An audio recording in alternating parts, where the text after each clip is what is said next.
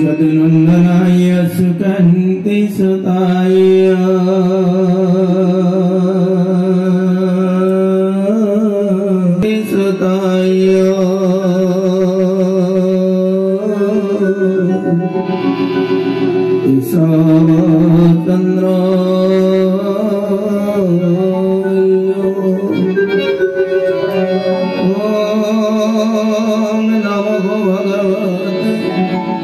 जगरंदनाय सुकन्ति सुताय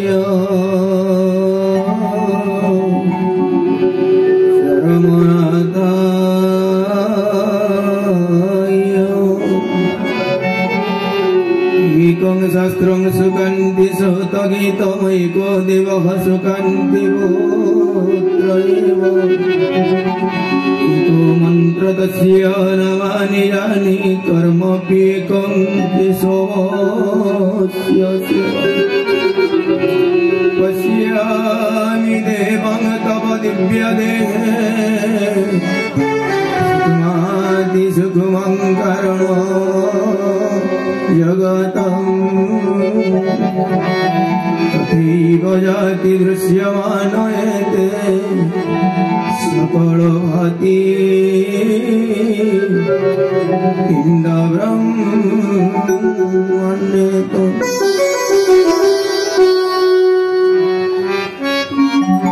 चरमर पंचम पुष्प प्रथम पाखड़ा 20तम संख्या किते तपकारी मानव शरीर पैथिलु रे धन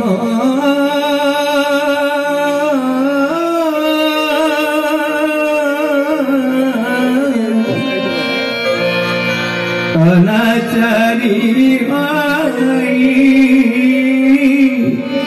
अनीति रे रही उजाड़िलो तनु माना केते तपकारी मानव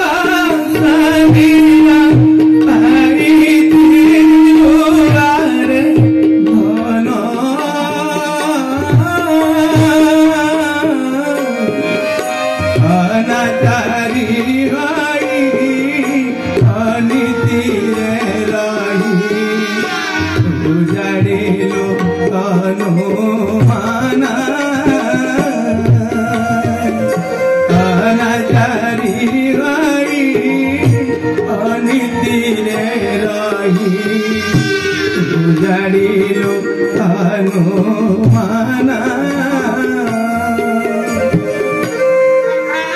परम प्रेममय दीनदरदी ठाकुरंकर करुणा घन कल्याण धारा अबारित झरी पड़ुछि एही भव बंधन रे बद्ध जड़मूढ़ जीवकुल पाई विषय लालसार परिपूर्ति पाई इंद्रिय गणर आह्वान रे मन आकृष्ट होई रूप रस गंध स्पर्श और घ्राण पाई आकुल प्राणी जीव धर्मर वशवर्ती होई ए दुर्लभ मानव जन्म जीवन और शरीर को प्रति मुहूर्त तिल तिल करी नष्ट करी अनित्य अनाचारी होई ए तनु मन वन को उजाड़ी दिए सही उजुड़ा खेत को सजाड़ीबार अभिप्राय रे चरमर पूर्व संख्यार अनुश्रुति रे ठाकुरंकर अमृत श्रावी लेखनी झरी पड़े कल्याण देली तोते यह पाठ करी अनुसरण कले जीवर उद्धार अवश्य संभव भागवत वाणी स्मरण रे कले ये देह खिले सारवा पाई जहरे दे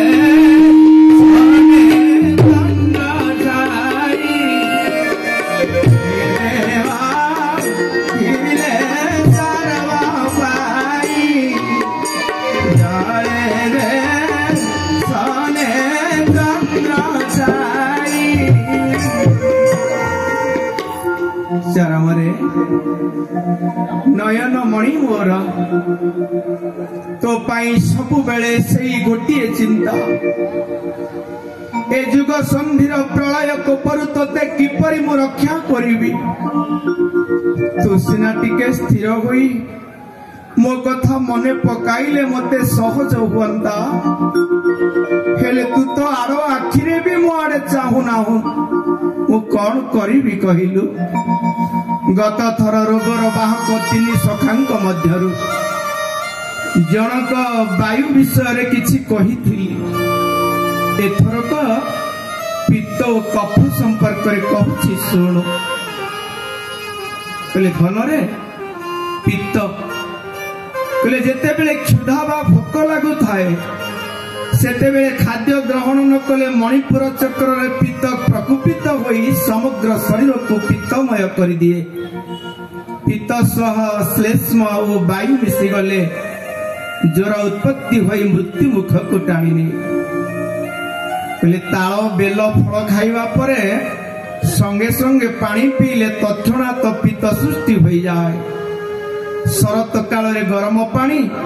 और भाद्र मास रे तीताहार कले पित्तर कबल रे पड़िबा निश्चित हो जाए शर्करा धनिया एकत्र खाइले भयंकर पित्त सृष्टि हुए कहले खट्टा दही घी सह लेंबू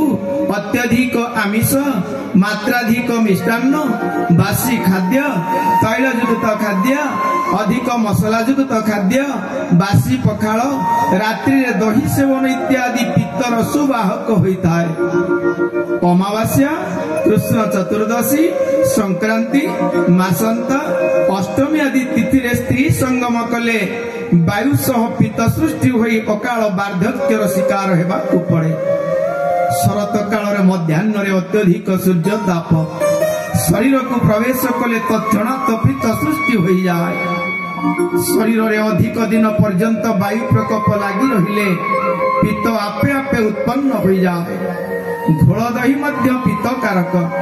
एहाकु कदापि खाली पेट रे पीवा उचित नुहे एथरक एहार निराकरण उपाय मने रख कहले पित्त सृष्टि पाई जो कारण गुड़िक संपर्क रे सूचना देली सेगुड़ी को वर्जन करिबु घोल दही व्यतीत अन्यान्य गव्य तथा गोरस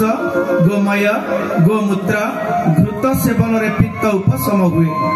चना खाइले पित्तर प्राधान्य कमी जाए पाचिला बेल रे गोलमरीच मिश्रण दे खाइले पित्त प्रशमित हुए तालरस आखुरस मध्य पित्तनाशक अदा तिल पिठा चीनी सह मुगरस हलदी अभ्यास करी खाइले पित्तर प्रादुर्भाव कमी जाए मु तते देइथिबा आसन मुद्रा और ध्यान अभ्यास रे पित्त आदो सृष्टि हेबो नाही कहले कफ कहले शोषण थिबा समय रे पानी पीले भोजन करी सारिबा परे स्नान कले तिल तैल शरीर रे माखिले निशा द्रव्य तथा तमाकू अफिम सुरा गंजा भांग बीड़ी सिगारेट जर्दा इत्यादि सेवन कले पाचिला कदली सह दही भक्षण कले पाचिला काकुड़ी खाइले वृष्टि जल पान कले जल रे बसी स्नान कले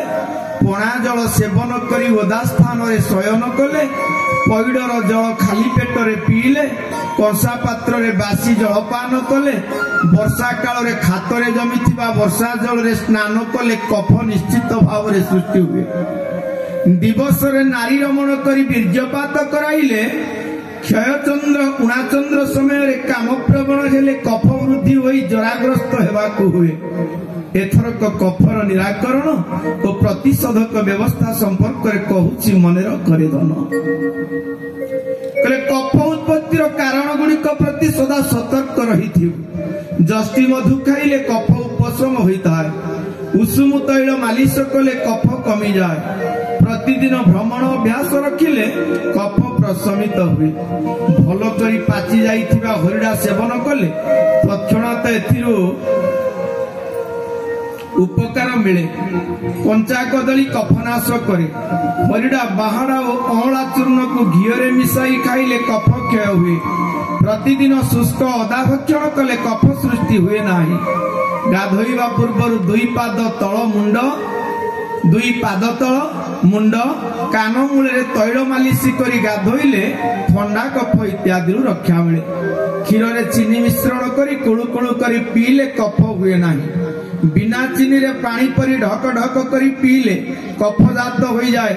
यह व्यतीत मु ते स्पर्श करी देइथिबा अर्घ्य फल धौत जल को नियमित श्रद्धा और निष्ठार सह पान कले कफ आद सृष्टि हेब नाही। तेणु धन मोर ए आचरण गुड़िक कड़ाकड़ी भाव में पालन कर निरोग हो जा। एथरक एतिकी कल्याण देई